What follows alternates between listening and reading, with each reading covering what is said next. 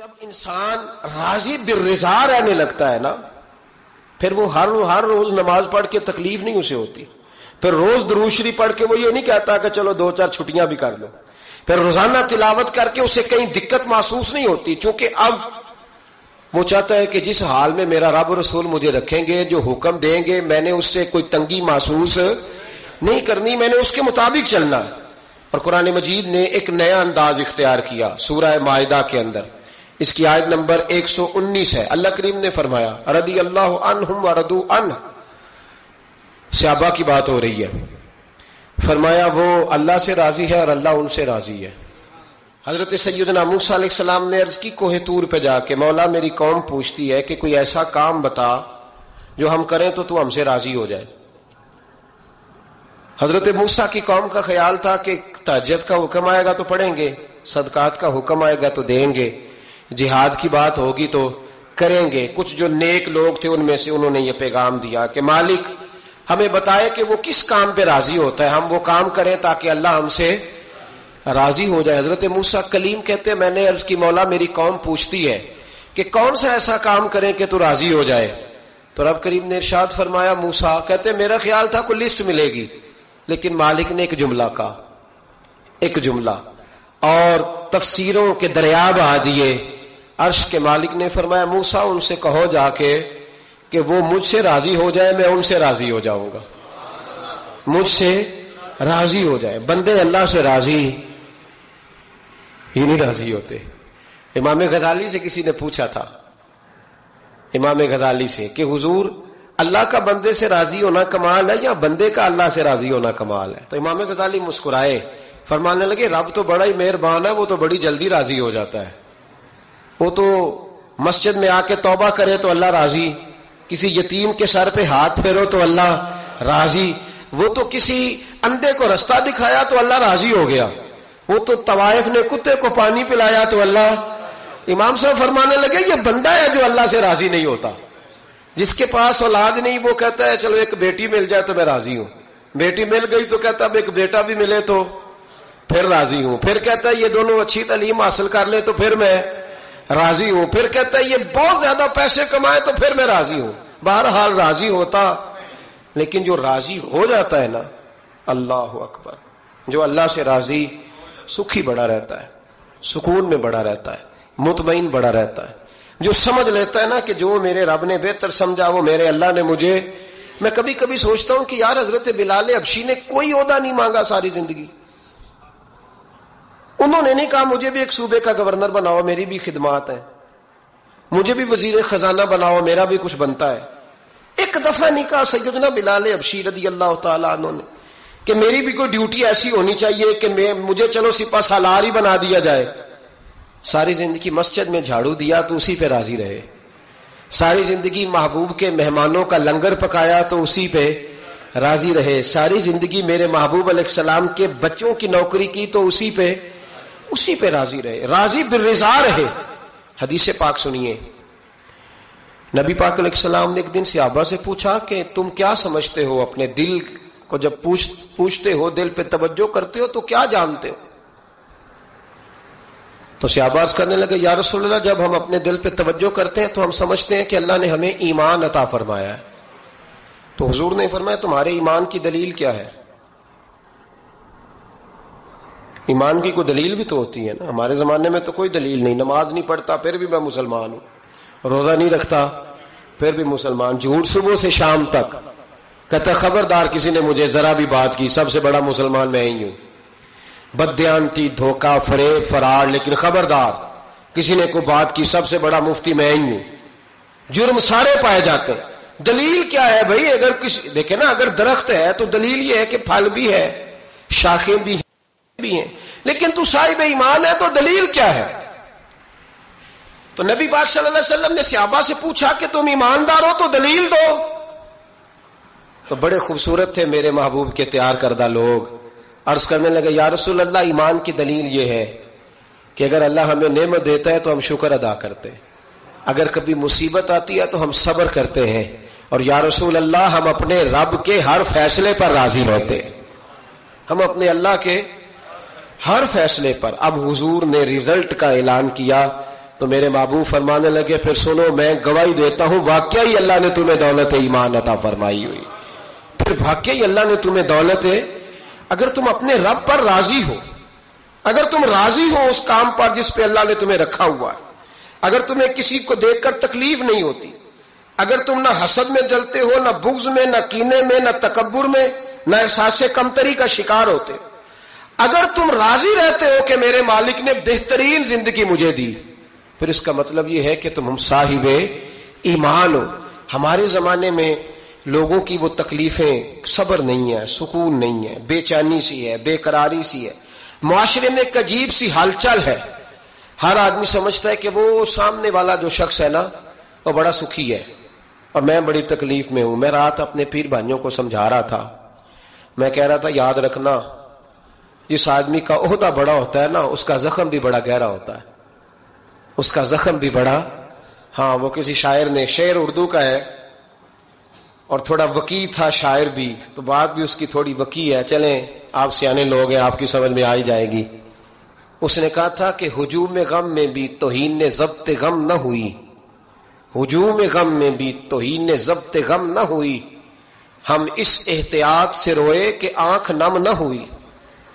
لوگوں کو نہیں پتا چلا کہ ہم رو رہے ہیں, ہم نے واہ ویلا کر کے دنیا, ہم اس احتیاط سے روئے کہ ہماری آنکھ نم نہ ہوئی. ہم نے واہ ویلا کر کے نہیں بتایا کہ بڑی دقت میں, ہم نے اپنے آپ کو محفوظ رکھا, ضبط میں رکھا, حوصلے میں رکھا, اللہ کی رضا پہ راضی رہے, اپنے آپ کو اپنے رب کی رضا پر. میرے نبی پاک صلی اللہ تعالی علیہ وسلم نے فرمایا کہ قیامت کے دن میری امت کا ایک گروہ ایسا ہوگا جسے اللہ تبارک و تعالی اس طرح جنت میں پہنچا دے گا جیسے کوئی بندہ اڑ کے جنت میں چلا جاتا ہے. وہ جب جنت میں پہنچیں گے نا تو فرشتے ان سے پوچھیں گے تم نے حساب دیا؟ کہیں گے ہمیں تو پتہ ہی نہیں حساب کیا ہے. پل سے رات سے گزرے, کہیں گے خبر ہی نہیں پل سے رات کہاں ہے. تو یہاں کیسے آ گئے؟ کہیں گے اللہ کے فضل سے, اللہ کے فضل سے. تو کہا بتاؤ تو صحیح تمہاری نیکی کیا تھی؟ تو کہیں گے دو باتیں تھیں, ایک تو ہم اللہ کے حلال کو حلال جانتے تھے, رب کے حرام کو حرام جانتے تھے, اور دوسرا یہ تھا کہ ہم اللہ کے ہر فیصلے پہ راضی رہتے تھے, اللہ کے ہر فیصلے پہ.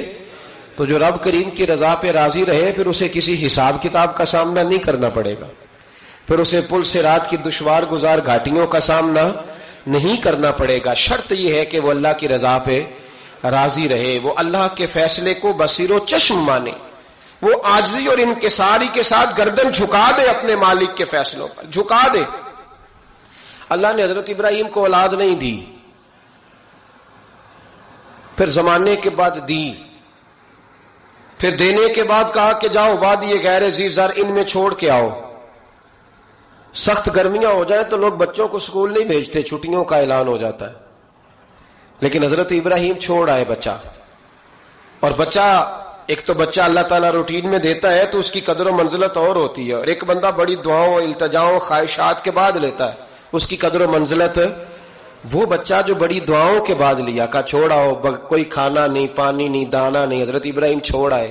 13 سال اکٹھے رہنے کی اجازت نہ ملی, اور جب اجازت ملی تو کہا اب چھری اٹھاؤ اور بیٹے کی گردن پہ چلا دو. آپ اس کو آسان کام سمجھتے ہیں؟ اتنی تسلیم و رضا, ہر فیصلے پہ راضی ہونا, ہر فیصلے پہ. یہاں ہمارا حال یہ ہے کہ 2 منٹ کے لیے تکلیف آتی ہے تو لوگ واہ ویلا کرتے, شور بچاتے, کفر بولتے. ہر آدمی آپ اس کو ٹٹول کے دیکھیں تو کہتا ہے سب سے تکلیف میں ہی ہوں. کس سولی پہ لٹکے ہوئے ہم؟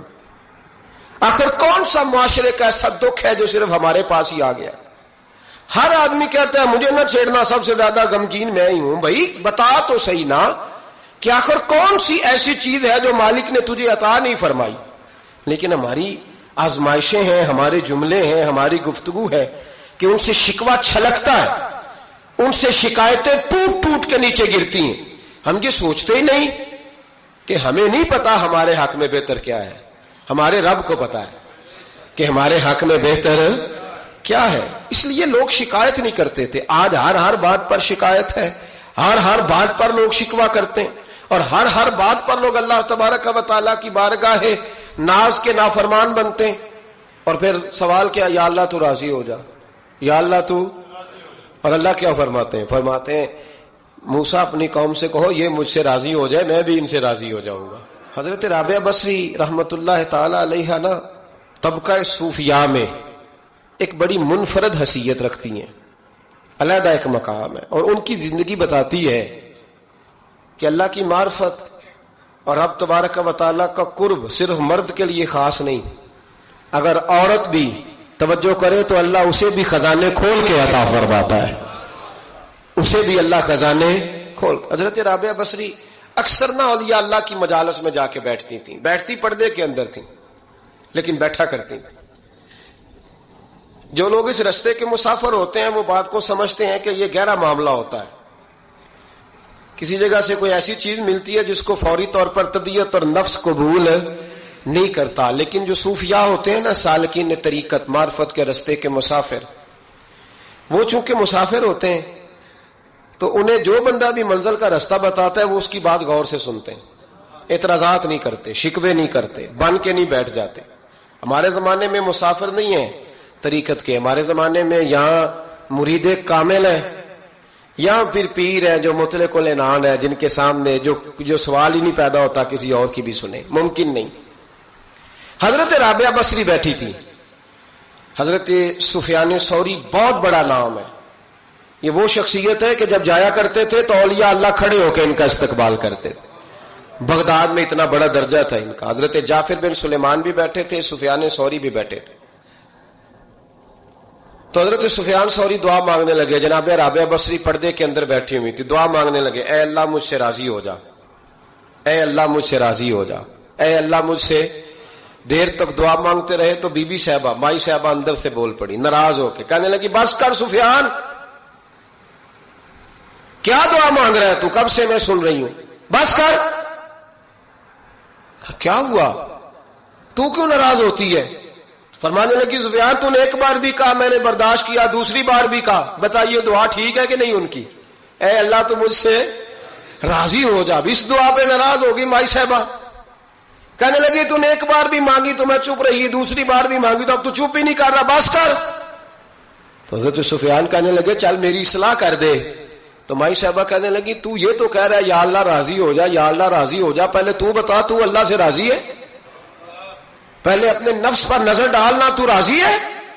روز نہیں مانگتا کہ 2 کروڑ چاہیے، 6 کروڑ چاہیے انسان کا نفس. روز نہیں کہتا بڑی گاڑی چاہیے، روز نہیں کہتا میرے بھی ٹھاٹ باٹ ہو، میں بھی بڑی گاڑی میں کھڑے ہو کے لوگوں کو ہاتھ لہرا کے لیڈر بنوں.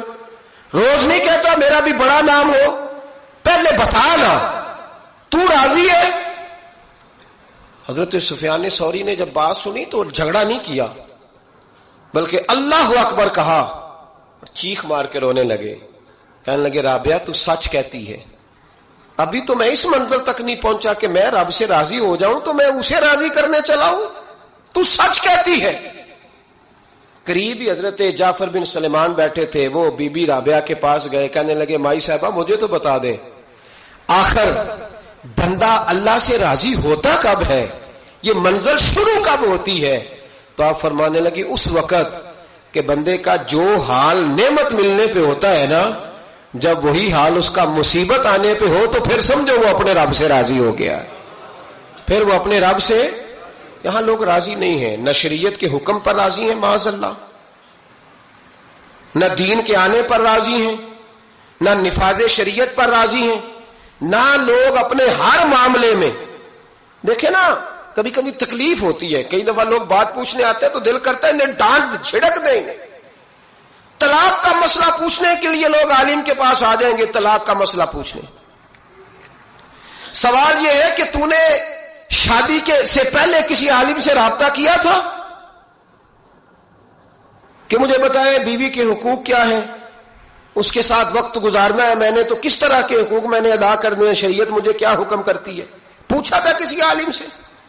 دین کی ضرورت پڑی تو دین کے پاس آئے، لیکن دین کو عمل کرنے کے لیے کبھی حاصل ضرورت پڑی تو آ گئے، حاجت ہوئی تو آ گئے، طبیعت لگی تو آ گئے. میں درجنوں بار کہہ چکا ہوں کہ جب کسی آدمی کے پاس لاکھوں روپیہ ہوتا ہے تو کسی پیر کے پاس نہیں جاتا کہ حضرت صاحب بڑے پیسے ہیں بتائیں شکر کیسے ادا کروں. لیکن جب ذرا دقت آتی ہے، حالات خراب ہوتے ہیں، تو ہر پیر کا دروازہ کھٹکھٹاتا ہے، کہتا ہے کوئی تویز دے دے. تو بتا، جب تیرا دین کے ساتھ صرف تکلیف کا رشتہ ہے، تو راضی بالرضا کب ہوگا؟ کب تو راضی ہوگا اپنے رب کے معاملات میں؟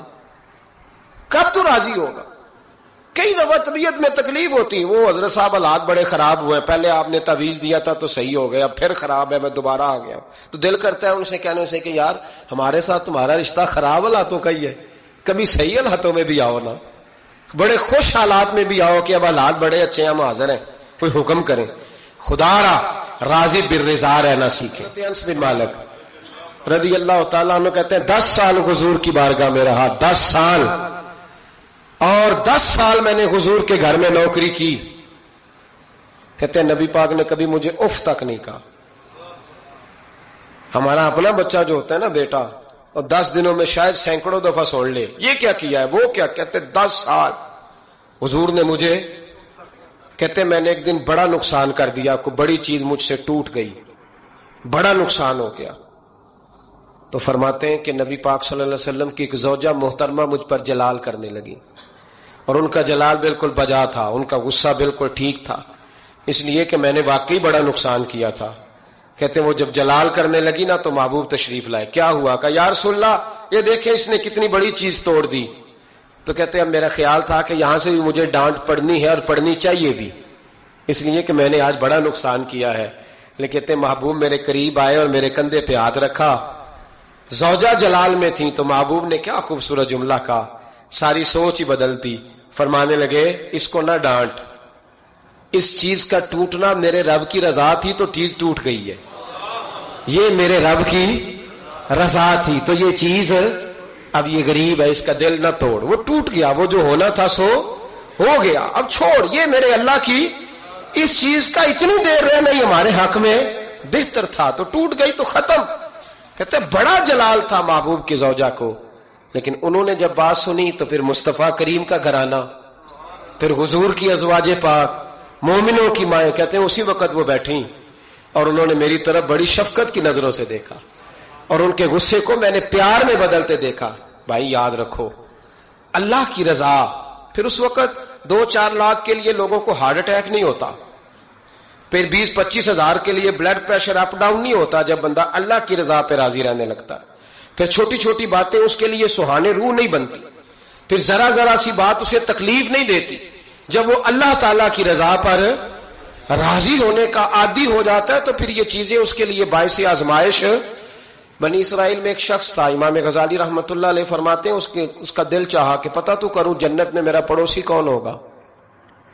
اس کو خواب میں بتایا گیا کہ فلاں بن فلاں تیرا جنت میں پڑوسی ہے. اب یہ بڑا عابد تھا، زاہد تھا، عبادت گزار تھا، پرہیزگار تھا، بڑا نیک تھا، بڑا پرہیزگار. یہ سفر کر کے اس کے پاس گیا، اس کو جا کے کہنے لگا میں تیرا مہمان نہ بن جاؤں، 2-3 دن کا بن جاؤ. کہتے میں 3 دن اس کے ساتھ رہا، میں اس سے زیادہ نوافل پڑھتا تھا، زیادہ صدقات و خیرات کرتا تھا، زیادہ عبادات کرتا تھا، وہ تو میرے مقابلے میں کچھ بھی نہیں. 3 دن کے بعد میں آنے لگا تو میں نے اس کو کہا یار میں ایک مقصد کے لیے آیا تھا تیرے پاس. اس نے کہا بتائیے. میں نے کہا کہ میرا آنے کا مقصد یہ تھا کہ میں دیکھوں تو کون سی ایسی عبادت کرتا ہے کہ جنت میں تو میرا پڑوسی بنے گا. لیکن تیری عبادات ریاضت میں تکبر نہیں کرتا، لیکن میں نے کوئی خاص چیز دیکھی نہیں، کوئی خاص بات ہے تو مجھے بتا دے. تو بندہ کہنے لگا کوئی خاص بات نہیں، ہاں ایک چھوٹی سی عادت ہے میرے اندر، چھوٹی سی عادت. بڑے لوگ کبھی بھی اپنی باتوں کو بڑا نہیں سمجھتے. کہ ایک چھوٹی سی عادت ہے. کہ وہ کون سی؟ تو وہ کہنے لگا اگر شدید گرمی ہونا تو میں نے اپنے رب سے کبھی سردی نہیں مانگی، اور کبھی برف جمی ہونا گلیوں میں تو میں نے اپنے رب سے کبھی گرمی نہیں مانگی. میں سمجھتا ہوں میرا رب مجھے دیتا ہی وہ ہے جو میرے حق میں بڑا بہتر ہوتا ہے. یہ ایک میری چھوٹی سی عادت ہے کہ کڑاکے کی دھوپ میں نے کبھی مالک سے سائے کا سوال نہیں کیا، اور اگر تیز بارش ہو رہی ہو تو میں نے کبھی یہ نہیں کہا کہ بارش نہیں ہونی چاہیے تھی، کیا بنے گا فلاں چیز کا. میں سمجھتا ہوں جو بہتر تھا اللہ نے وہی دے دیا ہے تو میں مطمئن رہتا ہوں. تو وہ عابد، وہ نیک آدمی، وہ اللہ کے ولی کہنے لگے اسے چھوٹی سی عادت نہ بتا، تیری یہ وہ عادت ہے جس کی وجہ سے رب تجھ سے راضی ہو گیا ہے. اللہ تجھ سے راضی ہے تیری اس عادت کی بنا پر. جب ہمارے مزاج میں یہ چیزیں آ جائیں گی نا کہ جو میرے حق میں بہتر تھا مالک نے مجھے وہ دے دیا ہے، پھر ہم ہر جگہ بیٹھنے کی تمنا نہیں کریں گے، پھر سامنے والے سے ہم حسد نہیں کریں گے، پھر ہم یہ نہیں چاہیں گے کہ اللہ کرے وہ مر جائے اور اس کی ہر چیز مجھے مل جائے. پھر ہمارا مزاج، پھر ہماری طبیعت یہ نہیں رہے. اللہ کی رضا پہ راضی رہیں، مالک کے فیصلوں میں اپنے دل میں کوئی بوجھ محسوس نہ کریں. اپنی زندگی اللہ کے فیصلوں، دیکھیں نا، جو ماں باپ اللہ نے بڑے اچھے سمجھے وہ ہمارے لیے پسند کیے، وہ اللہ نے ہمارے لیے، جو اس نے ہمارے حق میں بڑے، جو بہن بھائی، اللہ کرے آپ کو سمجھ آئے، جو بہن بھائی اس نے ہمارے حق میں بڑے اچھے سمجھے وہی بہن بھائی اس نے ہمیں عطا کیے. جس بیوی کو اس نے ہمارے گھر کے گلشن میں بہتر سمجھا اس کو لا کے اس نے ہمارے آنگن میں بٹھایا، اور جو اولاد اس نے ہمارے لیے باعث افتخار سمجھی وہ اولاد اس نے ہمیں عطا فرمائی. حضرت نوح علیہ السلام کا بیٹا کافر ہو گیا، پر کسی جگہ انہوں نے شکوہ نہیں کیا کہ مالک یہ کافر کیوں ہوا. اللہ کے قبضے میں ہے نا، دل پھیر سکتا ہے نا، مقلب القلوب ہے. لیکن حضرت نوح نے دعا اللہ کی رضا پر راضی رہے، اپنا مزاج بدلیں، تاکہ معاشرے میں یہ جو گھٹن ہے، یہ جو ٹینشن ہے، یہ جو جھگڑا ہے، یہ جو چھینا چھانی ہے، یہ جو ایک دوسرے پر لوگوں کی نظریں ترچھی ہیں، یہ ختم ہو. سمجھیں کہ میرے حق میں جو بہتر تھا مالک نے وہ چیز مجھے عطا کر دی. میں اکثر کہتا ہوں اپنے دوستوں کو، میں کہتا ہوں مجھے ایسے لگتا ہے جو سب سے اچھے ماں باپ تھے وہ اللہ نے مجھے عطا فرمایا، اور جو سب سے بہترین اساتذہ تھے نا ان کا دروازہ اللہ نے مجھے عطا فرمایا، اور جو جس شیخ جس پیر کو اللہ نے سب سے زیادہ شان عطا فرمائی اس کا دروازہ اللہ نے مجھے دکھایا. اور اس کے بعد اتنے تابعدار شاگرد میں نے کسی کے نہیں دیکھے جتنے مجھے ملے، اور اتنے وفادار پیر بھائی اور مرید میں نے کسی کے نہیں دیکھے جتنے مجھے ملے. میں اس بات پر، اور میں بات اس لیے نہیں کر رہا، میں آپ کو دل کی گہرائی سے بات بتا رہا ہوں کہ یہ عنوان زندگی ہے، یہ روح زندگی ہے. میں کبھی کبھی بڑے ناز کے ساتھ سجدہ شکر ادا کرتا ہوں کہ بہت بڑا خوش نصیب شخص ہوں. اب یہ بات صرف سوچنے کی ہے، 100 لوگوں میں سے اگر ان 2 پہ ہی بندہ غور کرے جو نافرمان ہے تو پھر زندگی آگے چل سکتی. تو 98 پر غور کیوں نہیں کرتا؟ تو 98 پر غور کیوں نہیں کرتا؟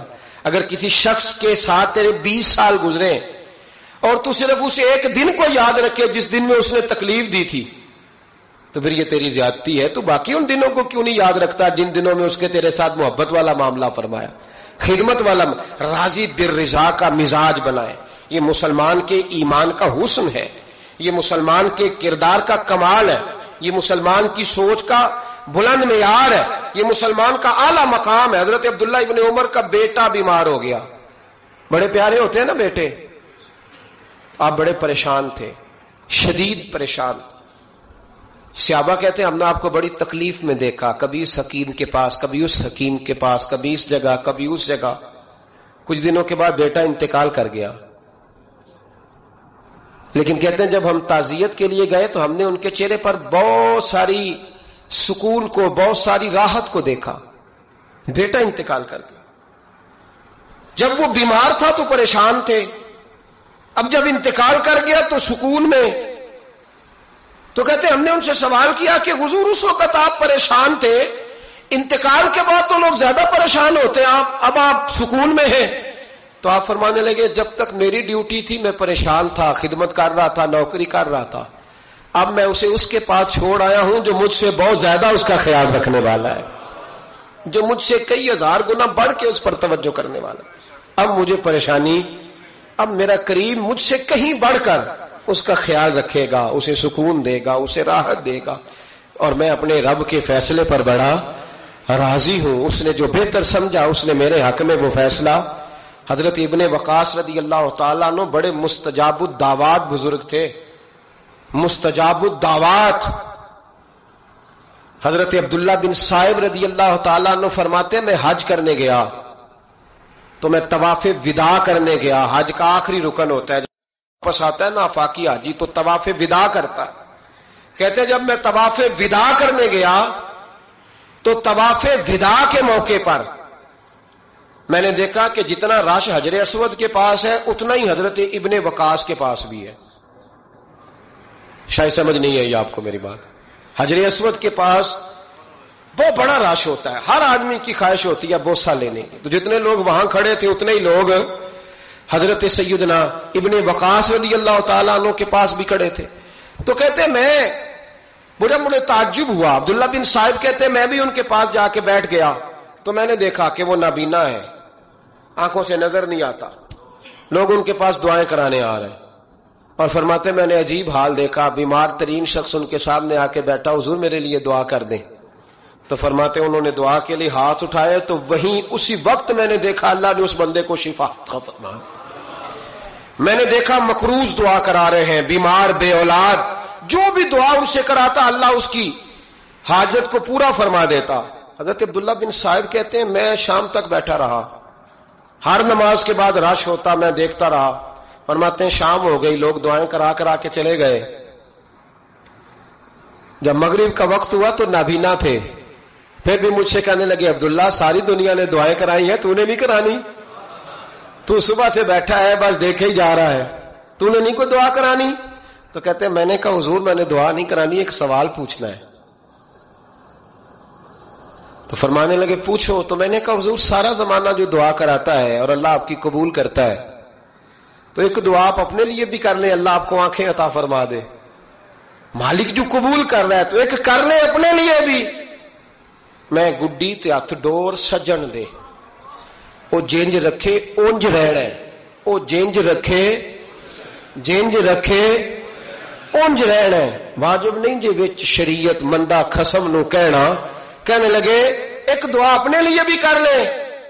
کہتے ہیں جب میں نے یہ کہا تو بن وقاص رو پڑے، اتنا روئے کہ ان کی ہچکی بند گئی. کہنے لگے نا، جب تک رب نے چاہا اس نے مجھے آنکھیں دی، اور اب اس نے بہتر سمجھا کہ میری آنکھیں نہ رہیں تو اس نے جو بہتر سمجھا میرے لیے کر دیا.